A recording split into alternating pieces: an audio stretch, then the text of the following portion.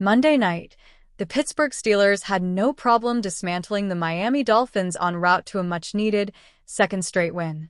The final score of 28-15 was far from indicative of the beatdown Pittsburgh laid on Miami. It was convincing. One of the bigger reasons why the Steelers were so dominant was thanks to the play of running back Kenneth Gainwell, who received some major praise from his quarterback, Aaron Rodgers, after the game. "I love playing with him. He's as smart as they come. I still cannot believe what we got him for. I told him a long time ago my goal was to get him paid," Rodgers told reporters following the win. On the night, Gainwell carried the rock 13 times for a total of 80 yards while catching all 7 of his targets for 46 yards. It was an ultra-efficient night for the former Philadelphia Eagles back. Aaron Rodgers had one goal in mind for Kenneth Gainwell, and it looks like Omar Khan will have to pay up. "I told him a long time ago. My goal was to get him paid," Rodgers went on. "I've been a fan of his since he was in Philly. I thought every time he went in the game, something good happens. I can't say enough good things about Kenny. Every single game it seems like he comes up with impactful plays." If Rodgers' goal was to get Gainwell paid, he's done a great job. On the season, Gainwell is averaging a healthy 4.8 yards per carry, 93 carries for 451 yards. He has also added a career-high 57 receptions for 332 yards while scoring a combined 6 touchdowns. Gainwell has been lightning in a bottle at times, truly giving this offense a lift. Meanwhile, it isn't that Jaylen Warren hasn't been effective. He's had a fine season, totaling 685 yards on the ground and 292 yards receiving. But the Steelers did just give Warren a 2-year extension last offseason. Now, the interesting aspect of the deal is that Pittsburgh can cut him after the season and save about $4 million in the process. That's not to say they should do it, but it's worth mentioning. Warren's cap hit is just over $7 million for 2026 and 2027. Meanwhile, Gainwell could get himself a similar deal in terms of annual average value, if not a little more if he finishes the year strong. Would the Steelers entertain paying both of them? It's a good question, especially considering rookie Caleb Johnson seems to be a total afterthought. The running back room is definitely an interesting topic for the offseason, though. That's for sure. The Steelers have a long history of memorable moments throughout the years, and during the 2025 season, we are going to highlight those moments against each week's opponent. This week, we feature the games against the Detroit Lions. Steelers 16, Detroit Lions 13. September 21st, 1969. Pitt Stadium. When Chuck Noll was hired by the Steelers in 1969, there was hope for a struggling franchise to be able to turn things around.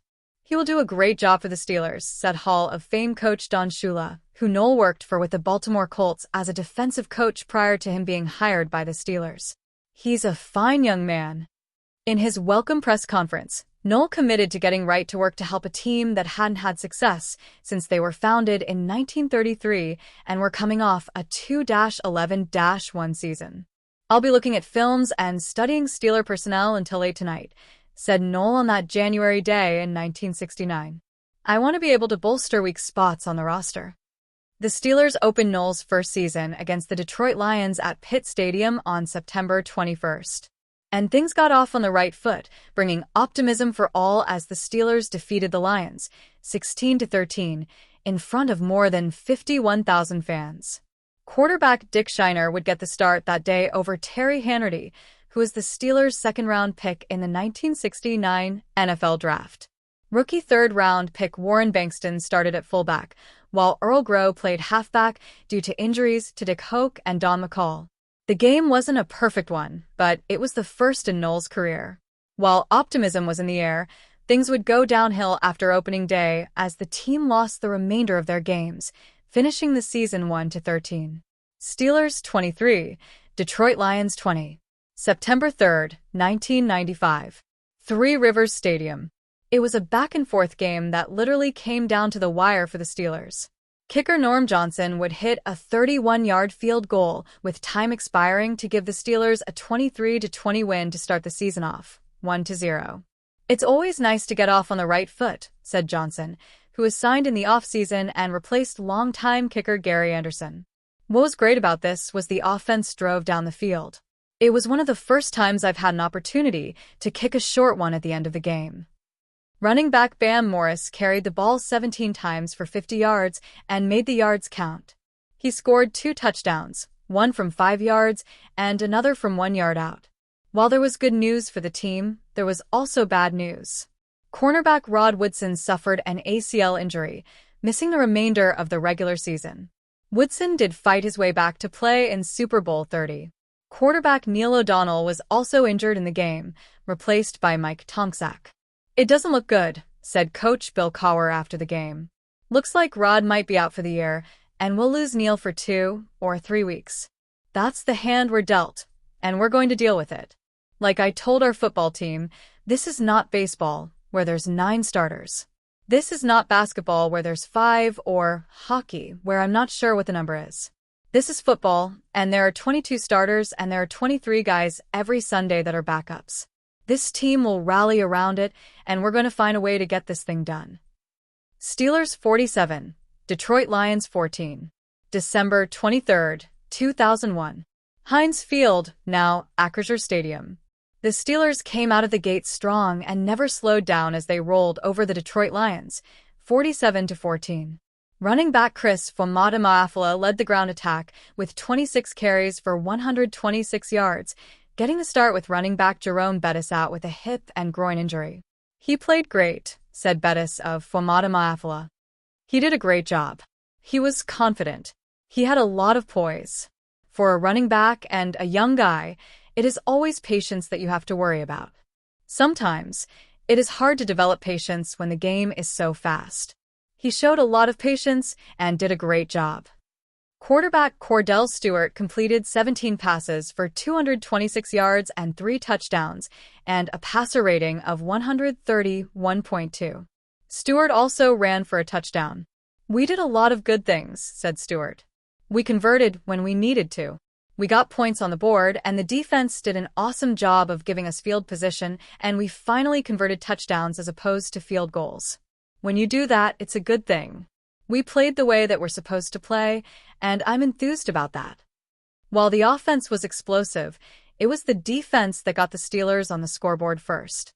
Linebacker Joey Porter sacked Lions quarterback Mike McMahon, forcing a fumble that fellow linebacker Jason Gilden picked up and took 27 yards for a touchdown and a 7-0 lead.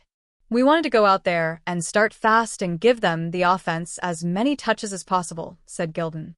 "That is the way we approached it. The Lions came back and scored on their next drive to tie the game, but it was all Steelers after that. Everyone seemed to get in on the act as far as scoring. Tight end Matt Cushing had a 2-yard touchdown reception. Stewart ran for a 2-yard score, and receiver Hines Ward caught a 5-yard touchdown pass. Receiver Plaxico Burress added a 19-yard touchdown reception from Stewart, and before the day was over, quarterback Tommy Maddox came in and scored on a 5-yard run. There was unexpected Pittsburgh Steelers quarterback news at the start of Week 16, according to NFL insider Ari Merov and the NFL transaction log, as the organization brought in 2 QBs for a workout. Obviously, the not-so-subtle elephant in the room is that Aaron Rodgers is expected to end his NFL career after the 2025 season. If the future Hall of Famer sticks to that timeline, that puts the Steelers in severe need of a starting quarterback once again. Pittsburgh has current backup Mason Rudolph and 2025 draft pick Will Howard under contract in 2026, but neither has given the Steelers much reason to believe that they deserve the future starting job if Rodgers retires.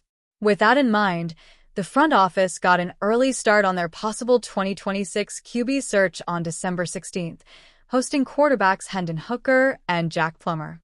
Steelers work out Hendon Hooker at start of Week 16 with Aaron Rodgers' rental potentially nearing its end. Hooker is the headliner here. The 2023 third-round pick of the Detroit Lions was a big-name prospect coming out of Tennessee, but a long-term injury impacted his draft status. Still, Hooker did enough before his injury to attract the interest of several NFL teams, including the Lions.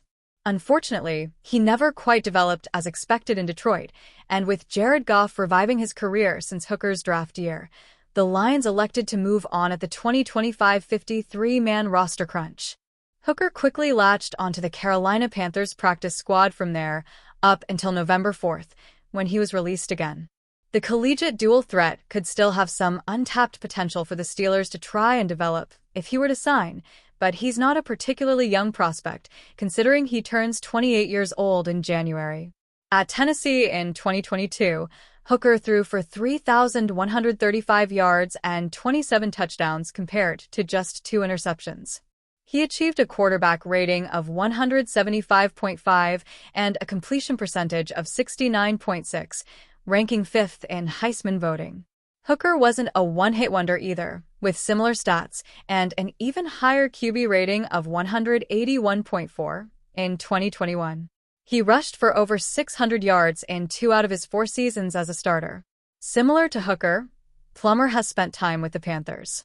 The former undrafted quarterback out of Louisville, Cal, and Purdue is 26 years old. He has yet to appear in a regular season NFL game and threw 3 interceptions, compared to 1 touchdown, over 3 preseason outings this summer. Steelers news includes slew of workouts and visits. Hooker and Plummer weren't the only workouts on December 16th. It's possible that the Steelers could be getting an early start on their 2026 reserve/future contracts because they hosted a long list of players in Week 16. There was a familiar face, tight end J.J. Galbraith, in the group, as well as another tight end, Colin Granger. Wide receivers Johnny Johnson, Brandon Smith, and Chris Tyree were also involved in the large workout, along with running backs Trey Stewart and Jordan Waters. Finally, running back and former Hard Knocks star Ian Wheeler was noted as a free agent visit, according to the NFL's daily transaction log. Rounding out a long list of Steelers inquiries is Rodgers and the 53-man roster gear up for a Week 16 matchup with the 8-6 Lions.